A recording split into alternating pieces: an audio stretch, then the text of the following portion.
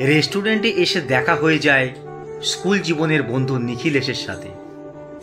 আমাকে দেখতে পেয়ে এক গাল হেসে আমার দিকে তাকিয়ে নিখিলেশ বলে উঠল, আরে অতীন, কি সৌভাগ্য আমার, অনেকদিন পর তোর সাথে দেখা। আমি তো ভাবতেই পারছি না। আমি কিছু বলার আগেই আমার বাবা বলে বসল, আরে কি বলি বলো তো, এই বুড়ো বুড়িকে নিয়ে যত টানাটানি। আজ আমাদের 40তম বিবাহ বার্ষিকী। আমার বৌমার ইচ্ছে হয়েছে আজ আমাদের নিয়ে ওই যে কি বলে ক্যান্ডেল লাইট ডিনার, ওটাই করাবে। সেই জন্যই টানতে টানতে নিয়ে এলো এত দূরে। তুমি বলো তো, সেই বয়স কি আছে আমাদের? আপনার বৌমা তো ঠিকই করেছেন, তাই তো আপনজনদের নিয়ে চলে এসেছে আমার আপনজনে। নিখিলেশের এমন কথা শুনে থমকে যায়। তারপর জিজ্ঞাসা করি, তোর আপনজন মানে? হ্যাঁ, এটা তো আমারই রেস্টুরেন্ট, আমি নাম দিয়েছি আপনজন। তোর নিজের রেস্টুরেন্ট? তুই তো ভালো জব করতিস না? সে তো কবেই ছেড়ে দিয়েছি। আসলে আমার অনেক দিনের ইচ্ছে ছিল একটা রেস্টুরেন্ট খোলার, তাই চাকরি ছেড়ে দিলাম। আচ্ছা শোন, কাকু কাকিমা সবাইকে নিয়ে ভেতরে যা, আমি সমস্ত ব্যবস্থা করে দিচ্ছি। নিখিলেশের কথা মতো আমরা ভেতরে যাই। নিখিলেশের অমায়িক ব্যবহারে মুগ্ধ না হয়ে কেউ পারে না।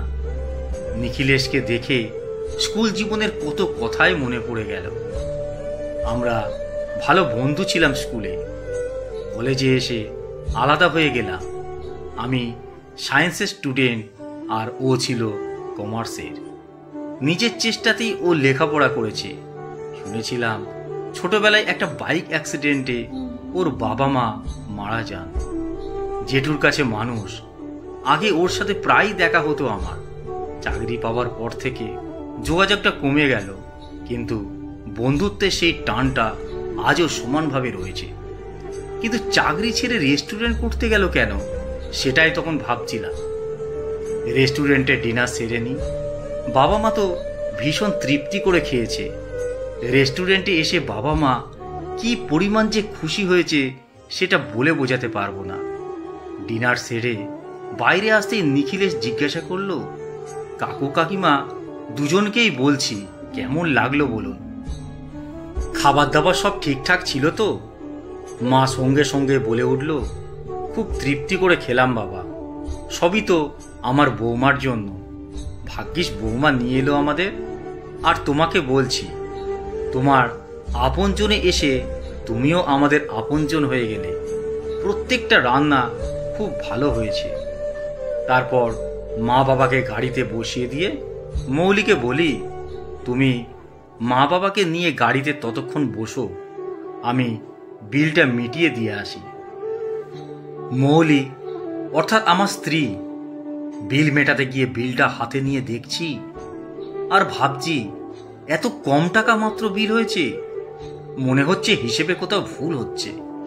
ভালো করে আরো একবার চোখ বুলিয়ে নিয়ে নিখিলেশকে বললাম, বিলটা একটু চেক করে দেখতো নিখিলেশ, মনে হচ্ছে কিছু একটা ভুল হয়েছে।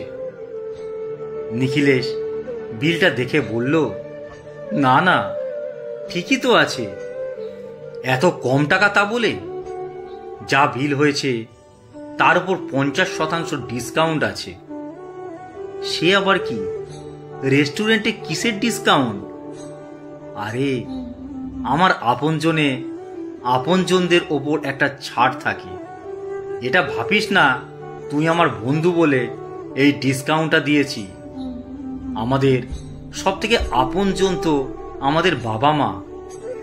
আমার রেস্টুরেন্টে যারা বয়স্ক বাবা মাকে সঙ্গে নিয়ে লাঞ্চ বা ডিনারে আসেন, তাদের জন্য এই ছাড়টা। দেখবি বেশিরভাগ মানুষজন রেস্টুরেন্টে আসেন হাজব্যান্ড ওয়াইফ কিংবা হাজব্যান্ড ওয়াইফ বাচ্চা নিয়ে।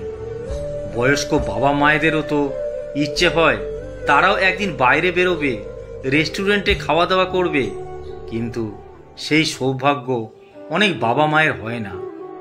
বাবা মাকে নিয়েও তো একদিন বেরোনো যেতেই পারে, তাই না? জানিস তো অতীন, আমার বাবা মা নেই। ছোটবেলায় বাবা মাকে হারিয়েছি, তাদের জন্য তো কিছুই করতে পারিনি। আর যদি আমার বাবা মা বেঁচে থাকতেন, তাদেরকেও তো আমি প্রতিদিনই খাওয়াতাম। আমার রোজগারের টাকায় আমার মা বাবার জন্য কিছুই করা হলো না। সেই সৌভাগ্য থেকে আমি বঞ্চিত। তাতে কি, আমার আপনজনে প্রায় দিনই তোর মতো কেউ না কেউ আসেন বাবা মাকে সঙ্গে নিয়েই। যারা আমার বাবা মায়ের মতোই, ওদের মধ্যে দিয়েই আমি আমার বাবা মাকে খুঁজে পাই। তাই তো আমার এই ডিসকাউন্টের ব্যবস্থা বাবা মায়েদের জন্যই। চাকরি ছেড়ে দিয়ে রেস্টুরেন্ট করেছি এই কারণেই। জীবনের এইটুকু পরম পাওনা যেন সারা জীবন পেতে পারি আমার আপনজনদের থেকে। নিখিলেশের কথাগুলো মন্ত্রমুগ্ধের মতো শুনতে থাকি। রেস্টুরেন্টে খেয়ে যতটা না তৃপ্তি পেলাম, তার থেকে বেশি তৃপ্তি পেলাম নিখিলেশের কথাগুলো শুনে। মা বাবার জন্য এমন ভাবনা, সত্যি এ এক অন্যরকম মানুষত্ব। বিলটা মিটিয়ে নিখিলেশকে বুকে জড়িয়ে ধরলাম নিজের আপনজন জেনে। এক অসম্ভব ভালো লাগা, এক অন্যরকম ভালোবাসায় ভরে গেল মন।